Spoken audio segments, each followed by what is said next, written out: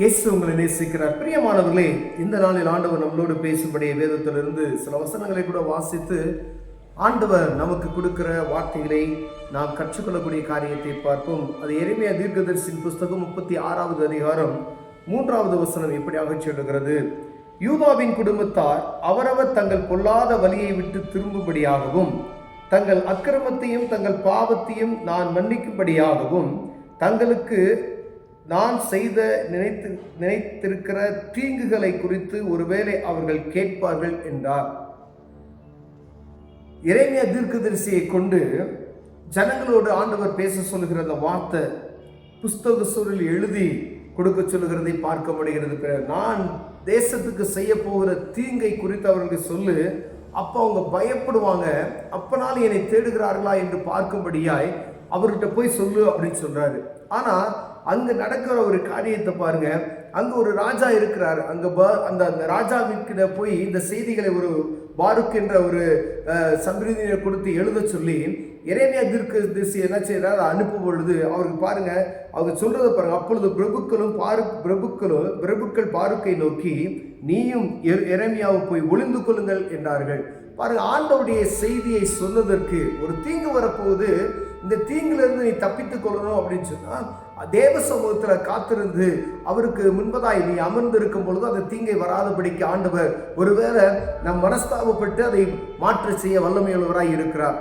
நினிவே பட்டணத்தை அழிக்கும்படியே ஆண்டவர் ஊழியக்காரரை அனுப்புகிறார். ஆனால் நினிவே ஒரு நாளில் அழிய போகுது அப்படின்னு சொன்னதுமே அந்த ஜனங்கள் எல்லாம் பாருங்க, குடிக்கவும் உள்ள தண்ணீர் ஆடு மாடு ராஜா ஜனங்கள் எல்லாம் புசியாமலும் குடியாமலும் தண்ணீர் கூட குடியாமலும் எல்லாம் மிருகத்துக்கு கூட அப்படி ஒரு கட்டளை பிறப்பிக்கப்பட்டது.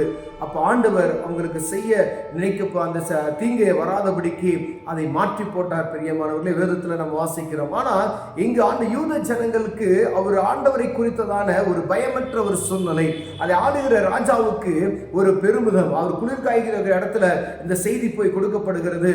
உடனே இந்த செய்தியை கேட்டது அவர் கோபப்பட்டு என்ன செய்யறாரு, அந்த நெருப்புல அதை தூக்கி போடுகிறதை நாம் பார்க்க முடிகிறது. பிரியமானவர்களே, 2 தடவை 3 தடவை எழுதி கொடுத்ததையும் அவர் தூக்கி போடுகிறதை நாம் பார்க்க முடிகிறது. பிரியமானவர்களே, ஆண்டவர் ஒரு மனிதனை கொண்டு, ஒரு ஊழியக்காரரை கொண்டு, ஒரு தீர்க்கதரிசியை கொண்டு தேசத்துக்கு சொல்லப்படுகிற ஒரு காரியத்தை அதை வகவாய் கேட்கணும்.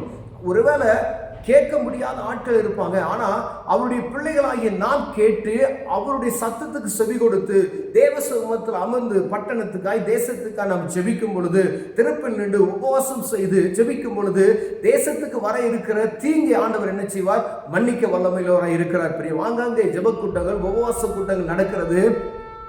அவர்கள் முன்னேறுவதற்காகவோ இல்லை அவங்களுடைய தேவைகளுக்காகவோ அல்ல.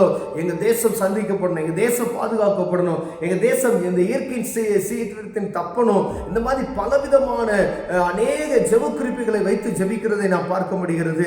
அவருடைய சுயநலத்திற்காக அல்ல, ஆண்டவர் கொடுத்த அந்த தீர்க்க தரிசன வார்த்தை நம்ம தேசத்தில் நடந்துவிடக்கூடாது என்பதற்காய், தேசம் தப்பித்துக் கொள்ளும்படியாய், தேசம் பாதுகாக்க முடியாது, தேசத்தில் உள்ள ஜனங்கள் பாதுகாக்கும்படியாய் அங்காங்கே தேவ மனிதர்கள் எழும்பி உபவாசித்து ஜெபித்துக் கொண்டிருக்கிறதை நாம் எங்கு பார்க்க முடிகிறது. பிரியமானவர்களே, ஏன் நம்ம கிட்ட ஆண்டவர் இந்த காரியத்தை கொடுக்கிறாருன்னா நம்ம ஜெபிப்போம், கர்த்தருடைய பிள்ளைகள் ஜெபிப்பார்கள். இவங்க ஜெபிப்பது நிமித்தம் இந்த தேசம் பாதுகாக்கப்படும். ஏன்னா இங்க அறியாத ஜனங்கள், இயேசுவை அறியாத ஜனங்கள், தெய்வத்தை அறியாத ஜனங்கள் அநேகம் பேர் உண்டு.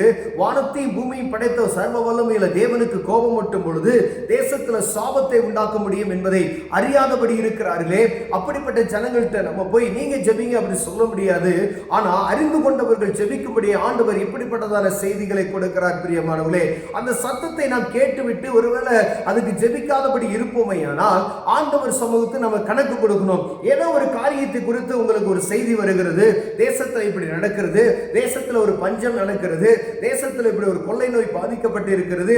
இந்த காரியம் நம்ம காதுக்கு வந்தவுடனே தேவ சமூகத்தில் அமர்ந்து ஜெபிக்கிறவர்களாய் காணப்படணும். விசுவாசத்தின் பிள்ளைகளாய் அழைக்கப்பட்டவர்களாய் நான் ஆண்டவர் சமூகத்தில் அந்த காரியத்தை குறித்து ஜெபிக்கும் பொழுது கர்த்தர் ஜெபத்தை கேட்டு அதுக்கு மனஸ்தாபப்பட்டு அந்த தீங்கை வராதபடிக்கு தடுத்து போடுவார். பிரியமானவர்களே, இங்கு இந்த ராஜா செய்கிறதை பார்க்க முடிகிறது.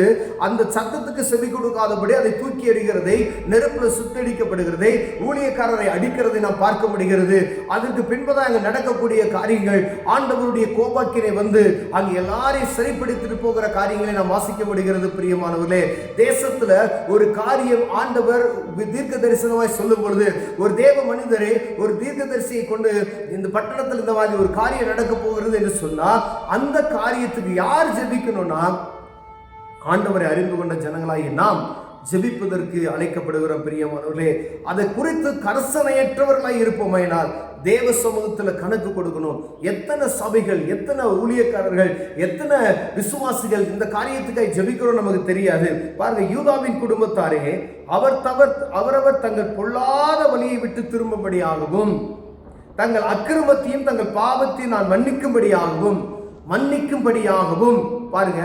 அப்ப அவர் மன்னிப்பார் நம்முடைய அக்கிரமம், நம்முடைய தீங்கு. இந்த காரியத்தை அறிக்கை செய்து தேவ சமூகத்தில் ஜெபித்து, ஆண்டவரே இந்த தேசத்துக்கு வர இருக்கிற தீங்க வராதபடி தடுத்து போடுவீராக, இப்ப இயற்கையின் சீற்றங்களுக்கு விலக்கி தப்பித்துக் கொள்ளும்படி எங்க தேசத்தை பாதுகாப்பீராக, கொள்ளை நோய்க்கு விலக்கி பாதுகாப்பீராக, பஞ்சத்துக்கு விலக்கி பாதுகாப்பீராக நான் ஜெபிக்கும் பொழுது, அப்ப ஆண்டவர் என்ன செய்வாராம், அந்த தீங்க வராதபடிக்கு தங்களுக்கு நான் செய்ய நினைத்திருக்கிற அந்த தீங்குகளை ஒருவேளை அவர்கள் கேட்பார்கள்.